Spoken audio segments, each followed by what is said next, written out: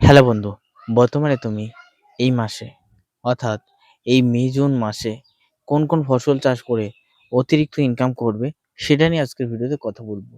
আজকে মে মাসের প্রায় 31 তারিখ, জুন মাসের কিন্তু আসতে চলেছে। তাহলে এই জুন মাসের এই টাইমে আমরা কোন কোন অর্থকরী ফসল চাষ করে অতিরিক্ত পরিমাণে ইনকাম করতে পারবো তা নিয়ে আজকের ভিডিওতে আমরা সুন্দরভাবে আলোচনা করব। এবং সেই সঙ্গে সঙ্গে আপনারা শীতকালীন যে সমস্ত বাঁধাকপি এবং ফুলকপি যেগুলি রয়েছে সেগুলো কি এখন বর্তমানে আপনি চাষ করতে পারবেন কিনা তাদেরও ডাউটগুলি আজকের ভিডিওতে লাইভের মাধ্যমে একেবারে ক্লিয়ার করে দেব। চলো বন্ধু, আজকে এই ভিডিওতে আমরা জেনে আসি জুন মাসে কোন কোন ফসল চাষ করে অতিরিক্ত আমরা ইনকাম করতে পারবো। হ্যাঁ, জুন মাস এমন মাস, এই মাস যদি আমরা সঠিকভাবে কাজে লাগাতে পারি তাহলে এখান থেকে আমরা অতিরিক্ত ইনকাম করতে পারবো, ইনকাম জেনারেট করতে পারবো। এর প্রধান কারণ এই টাইমে এই সময়ে কয়েকটা আগাম সবজি রয়েছে, সেগুলো যদি চাষ করতে পারি এখান থেকে আপনি লক্ষ লক্ষ টাকা ইনকাম করতে পারবেন। হ্যাঁ, তবে হ্যাঁ, একটা জিনিস খেয়াল রাখতে হবে, অতিরিক্ত বর্ষায় কিন্তু আবার হবে না। অতিরিক্ত বর্ষায় কিন্তু আবার কিন্তু নষ্ট হয়ে যাবে। উঁচু জমিগুলি চুজ করে নিয়ে এই চাষগুলি করতে হবে। যেমন আমি ৩-৪ টা নাম আমি জানিয়ে দিচ্ছি। ১ নম্বরে আগাম বাঁধাকপি তুমি যদি এই টাইমে চাষ করতে পারো তাহলে এখান থেকে প্রচুর ইনকাম জেনারেট করতে পারবে। ২ নম্বরে রয়েছে বন্ধু, তুমি যদি আ লঙ্কার ক্ষেত্রে বুলেট লঙ্কাকে চুজ করে নিতে পারো। আ যেটার সময় কিন্তু প্রায় চলে এসেছে। তবে এখন যদি চাষ করতে পারো তুমি পার কেজি দর ৳৭০-৮০ দরে বিক্রি করতে পারবে। তুমি যদি আগাম টমেটোগুলি চাষ করার দিকে যদি ঝুঁকতে পারো তাহলে তুমি এখান থেকেও প্রচুর ইনকাম জেনারেট করতে পারবে। ঠিক আছে দর্শক? তাহলে আমাদের যেটা করণীয় বা যেটা আমাদের করতে হবে সেটা হলো আমাদের গাছগুলি যথেষ্ট পরিচর্যা অবশ্যই করব। তবে সঠিক ফসলগুলি, সঠিক জাতগুলি চুজ করে নিয়ে তবেই আমরা চাষ করব। যেমন বর্তমানে কিন্তু কিছুদিন বাদে কিন্তু আউশ ধানের একটা সিজন চলে আসছে। তারপরে আমন ধানের সিজন আসবে, হ্যাঁ? আউশ ধানের সিজনে কোন কোন বীজগুলি চাষ করা যায় তা নিয়েও আমাদের চ্যানেলে এক এক করে ধাপে ধাপে ভিডিও দেব। বন্ধু, আমি যে কথা বলছিলাম, বর্তমানে আমরা কোন কোন ফসল চাষ করে অতিরিক্ত ইনকাম করতে পারবো সেটা নিয়ে আজকের ভিডিওতে সুন্দরভাবে আলোচনা করব। চলো আজকের ভিডিও আমরা শুরু করি। বর্তমান সময়ে আমরা যদি অতিরিক্ত ভারী ইনকাম করতে হয় তাহলে ফার্স্টে আমি লঙ্কাকে চুজ করে নিই। লঙ্কার অবশ্যই সঠিক জাত চুজ করতে হবে। লঙ্কার জাত হিসেবে আমি প্রত্যেক বছরই চাষীদের বলে থাকি, সিংজেন্টার নতুন বুলেট লঙ্কার একটা বীজ বাজারে বের করেছে, এটা অবশ্যই চাষ করতে পারো। তারপরে কিষান সিডের আরেকটা বাজারে বীজ বেরিয়েছে, এটাও তোমরা চাষ করতে পারো।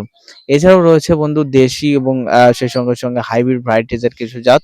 তবে বর্তমান সময়ে লঙ্কা চাষের ক্ষেত্রে একটা কমন সমস্যা হয়ে দাঁড়িয়েছে, সেটা হলো হাইব্রিড জাতগুলি বর্তমানে আমাদের অঞ্চলগুলিতে হচ্ছে না, ভালো পরিমাণে হচ্ছে না। অল্প দিনেই কিন্তু ফল ফুল দিয়ে গাছগুলি পাতা কুঁকড়ে নষ্ট হয়ে যাচ্ছে। তাই দেশি ভ্যারাইটিস এর দিকে চাষীরা ঝুঁকছে।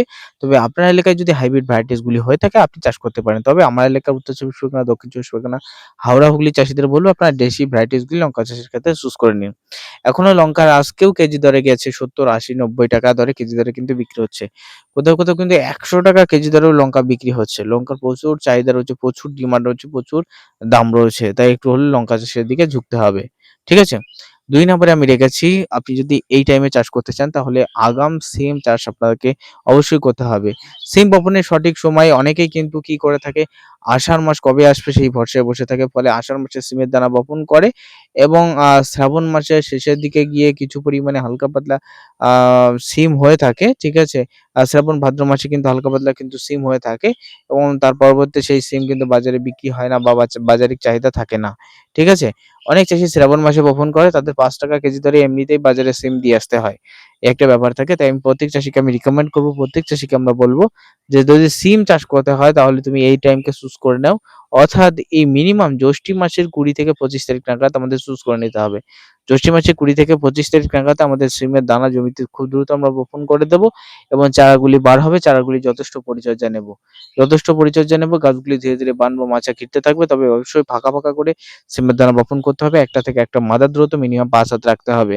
এই টাইমে কেরালা সিমের দানা বপন করতে পারো, আগাম সিম জাত, এবং আমাদের কাছেও রয়েছে ২ নম্বরে রয়েছে গৌরাঙ্গ নার্সারির আগাম সিমের জাত, ৪৫ দিনের ধরন লাল ফেন্দি সবুজ সিম, এটাও তোমরা চাষ করতে পারো। তবে হ্যাঁ, যদি অতিরিক্ত তাপ দেয়, অতিরিক্ত খরা দেয় তাহলে কিন্তু এই সিম হবে না। আমি কিন্তু আগে থেকেই জানিয়ে দিচ্ছি। কোনো অতিরিক্ত গরম বা অতিরিক্ত তাপ যদি দেয় তাহলে কিন্তু এই সিমে হতে চায় না। আবহাওয়া একটু মনোরম শান্ত প্রকৃতির যদি হয়ে থাকে তাহলে সিম আপনি তুলে পারবেন না। আপনি নিজেই খেয়াল করবেন সিম আপনি তুলে পারবেন না। ঠিক আছে? আর তোমরা জানো ১ম দিকে সিমের বাজার দর কিন্তু ৳১৫০, ৳১৬০ কেজি বিক্রি হয়। ঠিক আছে? তাই সিম আমাদের চাষ করতে হবে আগাম এবং আগাম চাষ করে আমরা আগাম টাকা লুটে নিয়ে আমরা এখান থেকে বিদায় নেব। ঠিক আছে? ২ নম্বরে আমি প্রত্যেক চাষীকে আমি বলে থাকি ৩ নম্বরে প্রত্যেক চাষীকে বলে থাকি যে তোমরা যদি অল্প দিনে অতিরিক্ত পরিমাণে ইনকাম করতে হয়, তাহলে তোমাদের একটু হলেও সরিষা চাষের দিকে ঝুঁকতে হবে। কারণ সরিষা এমন একটা ফসল, এমন একটা চাষ তোমরা যদি করতে পারো, এই চাষে কিন্তু যারা একবার টাকা পেয়ে গেছে তারা প্রত্যেক সিজনে চাষ করে। কিছু সিজনে হয়তো লস খায় এবং কিছু সিজনে কিন্তু লাভও হয়। লস খেয়েছো বলে বা লস হয়েছে বলে আর চাষ করব না বা চাষের দিকে ঝুঁকবো না সেটা করলে হবে না। সেটা করলে তোমার মতো বোকা লোক কিন্তু পৃথিবীতে নেই। তার কারণ চাষে লাভ লস হবেই বন্ধু, হ্যাঁ? যেমন আমাদের পটল বর্তমানে কিছুদিন আগে ৳৬ ৳৭ কেজি যাচ্ছিল। হ্যাঁ, তাই বলে কি আমরা পটল চাষ ছেড়ে দেব? না বন্ধু, পটল চাষের একটা নির্দিষ্ট টাইমে টাকা আছে, হ্যাঁ? যেমন পটল, কুঁদরি এই সমস্ত অন্যান্য সবজিগুলির ক্ষেত্রে জ্যৈষ্ঠ মাসে কিন্তু দাম পাওয়া যায় না। আষাঢ় মাসের থেকে আবার প্রয়োজনীয় দাম পাওয়া যায় এবং আষাঢ় মাসের থেকে আপনি কিন্তু বাজারে বিক্রি করতে পারবেন, প্রচুর দামও পেয়ে যাবেন, ঠিক আছে? বিশেষ করে জ্যৈষ্ঠ মাসের দিকে জ্যৈষ্ঠ মাসে যেমন আপনারা অনেকেই জানেন জ্যৈষ্ঠ মাসে লাউ খায় না। হ্যাঁ, লাউ খায় না। একটা প্রচলন আছে। বাঙালির প্রচলন আছে। এই মাসে লাউ অনেকে চাষ করে না। যারা চাষ করে তাদের লাউ কিন্তু বাজারে একেবারে কম দামে বিক্রি করতে হয়। এই একটা ব্যাপার। তাই ঠিক তেমনই কিন্তু জ্যৈষ্ঠ মাসে কিন্তু একটা সবজির মন্দা দেখা যায়। তার কারণ সেই টাইমে আম, কাঁঠাল, লিচু এই সমস্ত অর্থাৎ এই সমস্ত কিন্তু ফলগুলি ওঠে এবং মানুষ তখন কিন্তু সবজির পরিমাণ কম কিনতে থাকে। তারা কিন্তু এই ধরনের ফলগুলি কিনতে থাকে। ঠিক আছে? এতে করে তখন কিন্তু বাজারে কিন্তু সবজির চাহিদাগুলি একটু কমতে থাকে। এই একটা ব্যাপার থাকে, ঠিক আছে? এইজন্য সবজির চাহিদা কিন্তু কম কিনতে থাকার ফলে সবজির তখন দাম কমিয়ে দেয়। দাম কমিয়ে দিয়ে যাতে বেশি পরিমাণে যাতে লোক কিনতে পারে একটা ব্যাপার থাকে। মানে প্রচুর পরিমাণে সবজিরও তখন কিন্তু প্রচুর আমদানি হয়। প্রচুর আমদানি। চারিদিক থেকে সবজি আসতে থাকে। এজন্য কিন্তু দামও কিন্তু ইনক্রিজ হয়ে থাকে, দামও কিন্তু কমে যায়। একটা ব্যাপার থাকে কিন্তু আষাঢ় মাস থেকে আবার কিন্তু প্রচুর পরিমাণে দাম, প্রচুর দাম কিন্তু বাড়তে থাকবে বা বাড়তে থাকে। ঠিক আছে? একটা ব্যাপার। আ তাই অবশ্যই কিন্তু আমাদের অবশ্যই আমি যে সমস্ত সবজি চাষের দিকে ঝুঁকতে বলছি, সেই সমস্ত সবজি অবশ্যই আমাদের কিন্তু চাষের দিকে ঝুঁকতে হবে। ঠিক আছে? ৪ নাম্বারে আমি প্রত্যেক চাষীকে প্রত্যেক বছর কিন্তু বলে থাকি যে তোমরা কিন্তু একটু হলেও করলা চাষের দিকে ঝুঁকতে হবে। করলা, হ্যাঁ? শসার পাশাপাশি সাথী ফসল হিসেবে করলা চাষের দিকে ঝুঁকতে হবে। শসা, শসার বর্তমানে বাজার কত যাচ্ছে বলতে পারবে? আমার এলাকায় এখনো ৳২০ থেকে ৳২৫ দরে শসা কিন্তু পাইকারি রেটে বিক্রি হচ্ছে। শসার কিন্তু এবছর বাজার খুব ভালো গেল। হুম? খুব ভালো গেল। কিন্তু কিছুদিন আবার দাম কমে গেছিল। কিছুদিন একেবারে নিচ্ছিল না বললেই চলে। তো ওটা ভাবলে আমাদের হবে না। তো ওটা ভাবলে আমাদের হবে না। শসার জাত হিসেবে তোমরা ইউনিবেস চাষ করতে পারো। তারপরে আমি বলে থাকি কৃষক বন্ধু চাষ করতে পারো বা নবাব চাষ করতে পারো বা শসার বীজ হিসেবে আমি প্রত্যেক চাষীকে বলে থাকি তোমরা আ শসার বীজ চাষ করো। আ তোমার নবাব চাষ করো।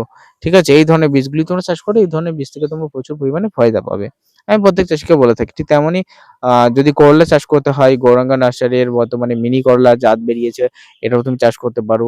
এছাড়াও আমি প্রত্যেক চাষীকে বারবার রিকমেন্ড করে থাকি যদি দেশি ভ্যারাইটিস না চাষ করতে চাও, হাইব্রিড এর দিকে ঝোঁকো তাহলে সিংজেন্টা, ভিএনআর কৃষি তারপরে রয়েছে এছাড়াও নামি দামি নানান ব্র্যান্ডেড বীজ রয়েছে সেই বীজগুলো তোমরা চাষ করে নিতে পারো। তবে ব্র্যান্ডেড বীজগুলি চাষ করে আমার মতে ভালো হয়। ঠিক আছে? কারণ ব্র্যান্ডেড বীজগুলি তারা কিন্তু পরীক্ষিত বীজ থাকে, সঠিকভাবে পরাগায়ন করা থাকে এবং সেইজন্য কিন্তু বীজেরও একটু দাম বেশি হয়ে থাকে। ঠিক আছে? কারণ সেই বীজগুলোর পেছনে কিন্তু প্রচুর পরিমাণে মানুষের পরিশ্রম থাকে, এই একটা ব্যাপার। সেজন্য বীজের দাম বেশি থাকে। আর যদি ঘরোয়া বীজ নিতে চাও তাহলে লোকাল বীজ বুঝতেই তো পারছো কেমন পরিমাণে ফলন বা ধরন পাবেন। ঠিক আছে? তাহলে করলা চাষের দিকেও আমাদের ঝুঁকতে হবে। আর তার পরবর্তী অর্থকরী ফসল হিসেবে আমি প্রত্যেক চাষীকে বলে থাকি যে, এই টাইমে তোমরা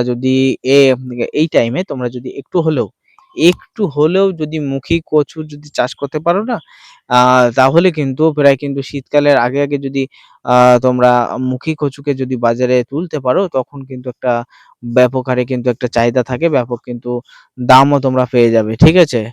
ব্যাপক হারে তাই তোমাদের মুখী কচু চাষের দিকেও কিন্তু ঝুঁকতে বলব। লতি কচু না, মুখী কচু। একটা লতি কচুরও এবছর প্রচুর দাম গেছে। লতির প্রচুর দাম এবছরও। বুঝছো? কচুর লতি, কচুরমুখী একটু ৫ কাঠা করে চাষ করতে হবে। করলে তুমি এখান থেকেও কিন্তু ইনকাম করতে পারবে, ইনকাম জেনারেট করতে পারবে। বুঝতে পেরেছ? এর পরবর্তী অর্থকরী ফসল হিসেবে আমি প্রত্যেক চাষীকে বারে বলে থাকি, তোমরা কিন্তু ঝিঙে, তারপরে ভেন্ডি এই সমস্ত চাষের দিকে কিন্তু তোমরা ঝুঁকবে না। এই টাইমে ঝুঁকবে না। ঝুঁকলে কিন্তু লস হবে। তাহলে এই টাইমে কি করতে হবে? এই টাইমে আগাম মূলো, আগাম পালং শাক এগুলোকে চাষ করতে হবে। অনেক বীজ মার্কেটে এভেইলেবল আছে। অনেক বীজ মার্কেটে এভেইলেবল আছে। এগুলো চাষের দিকে ঝুঁকতে হবে। তারপরে তোমার রয়েছে, এছাড়াও তোমার নানা রকম শাক রয়েছে, লেটুস শাক রয়েছে। এছাড়াও রয়েছে তোমার, এছাড়াও কিন্তু তোমরা জানো বর্তমানে আ পাট শাকের কোনো ভালো বড় গাছ হয়ে গেছে। যদি এখন একটু হলেও যদি চাষ করা যায় না, যেকোনো ফসলের পাশাপাশি সাথে ফসল হিসেবে এখান থেকে ইনকাম করা যাবে। ঠিক আছে? বুঝতে পেরেছো? বন্ধু, এছাড়াও আমি সবজি বিষয় নিয়ে কয়েকটা তথ্য আরো শেয়ার করছি। এই টাইমে যদি আষাঢ়ি পটল আমরা চাষ করতে পারি, আষাঢ় মাস কিছুদিন আসতে চলেছে, কিছুদিন বাদে নতুন পটলের বাজার কিন্তু ধরতে পারবো। তখন কিন্তু তার একটা চাহিদা, ব্যাপক পরিমাণে ডিমান্ড থাকে। তখন পটলের কিন্তু আ ৩০, ৪০, ৪৫ এরকম দামে কিন্তু বিক্রি হয়। তারও একটা আ ডিমান্ড থেকে থাকে। ঠিক আছে? তারও একটা ডিমান্ড থেকে থাকে। তাই তোমরা কিন্তু এখন আগাম পটল চাষের দিকেও কিন্তু ঝুঁকতে পারো। বুঝতে পেরেছো? আ এই ছিল আজকের বিভিন্ন ধরনের সবজি যেগুলো চাষ করে অতিরিক্ত ইনকাম করতে পারবে, সেগুলো নিয়ে তথ্য দিলাম। ঠিক আছে?